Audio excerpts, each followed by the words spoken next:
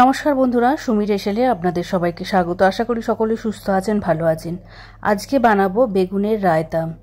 খুব ভালো খেতে হয় এবং খুব তাড়াতাড়ি বানানোও যায় এবং উপকারীও খুব। চলুন তাহলে রেসিপিটা দেখে নেওয়া যাক। আমি এখানে দুটো বড় সাইজের বেগুন গোল গোল করে কেটে ধুয়ে পরিষ্কার করে নিয়েছি।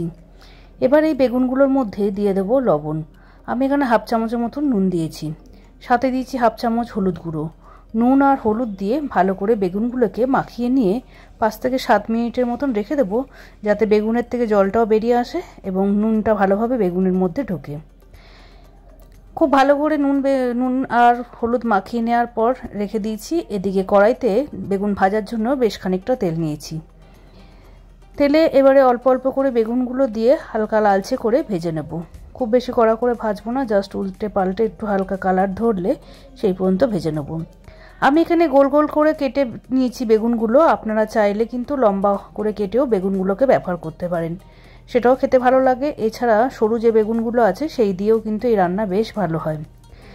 বেগুনগুলোকে উল্টে পাল্টে হালকা কালার ধরলে ভেজে তুলে নিয়েছি। এবার বাকি পার্টেও যে কটা বেগুন ছিল সেগুলোকেও ভালো করে ভেজে নেব।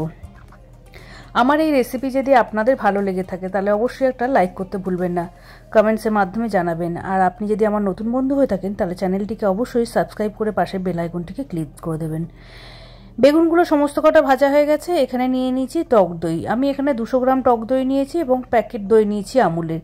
দইটাকে ভালো করে ফেটিয়ে নিয়েছি। এবার এর মধ্যে 1/4 টিস্পুন গোলমরিচ গুঁড়ো, 1/4 টিস্পুন ব্ল্যাক সল্ট আর 2 চামচ চিনি দিয়েছি। ভালো করে ফেটিয়ে নিয়েছি। দইটা যতটা মিষ্টি সেই অনুযায়ী চিনিটা ব্যবহার করবেন। কেনা দই ভীষণ পরিমাণে টক ছিল, তাই জন্য চিনির পরিমাণটা একটু বেশি লেগেছে। দিয়েছি অল্প ঝাল লঙ্কার গুঁড়ো। সব কিছু দিয়ে দইটাকে ভালো করে ফেটিয়ে নিয়েছি। এবার ভেজে রাখা বেগুনগুলো একটা কাঁচের ট্রের মধ্যে নিয়েছি, আপনারা যে কোনো পাত্রে নিয়ে নেবেন। নিয়ে ভালো করে সাজিয়ে দিয়েছি। বেগুনগুলো প্রথমে রেখে তার ওপর থেকে ফেটিয়ে রাখা দইটা, যেটা নুন মিষ্টি দিয়ে ভালো করে ফেটিয়ে রেখেছি, সেই দইটা ওপর থেকে ঢেলে দেবো। প্রথমে দইয়ের বেস করে তার উপরে বেগুনগুলো সাজাতে পারেন, উপর থেকে আরেকটু বেগুন দিতে পারেন, আরেকটু দই দিতে পারেন। আমি এখানে বেগুনগুলো রেখে তারপর দইটা ঢেলে দিয়েছি। এবারে একটু ফোড়নে দেওয়ার জন্য আমি একটা বাটির মধ্যে নিয়ে নিয়েছি সামান্য সর্ষের তেল। তার মধ্যে হাফ চামচ জিরে, হাফ চামচ সর্ষে, 2টো শুকনো লঙ্কা আর অল্প কারি পাতা দিয়ে একটুখানি ভেজে নিয়েছি। এবার সেটাকে এই দইয়ের মধ্যে দিয়ে দেব। গ্যাসটাকে অফ করে দেবেন, নাহলে কিন্তু কারি পাতা সর্ষে সমস্ত পুড়ে যাবে। তেলটাকে গরম করে তারপর দিলেই হবে। এবারে এই ছোকটা নিয়ে আমি এই দইয়ের মধ্যে দিয়ে দেব। দিয়ে ভালো করে একটু মিশিয়ে দেব চামচের সাহায্যে।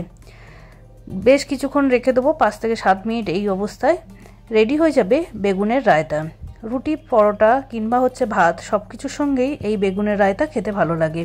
বাড়িতে অবশ্যই একবার ট্রাই করে দেখবেন। আর আপনাদের যদি এই রেসিপি ভালো লেগে থাকে তাহলে অবশ্যই একটা লাইক করতে ভুলবেন না, কমেন্টসের মাধ্যমে জানাবেন। আর যদি আপনি নতুন বন্ধু হয়ে থাকেন তাহলে চ্যানেলটিকে অবশ্যই সাবস্ক্রাইব করে পাশের বেল আইকনটিকে ক্লিক করে দেবেন।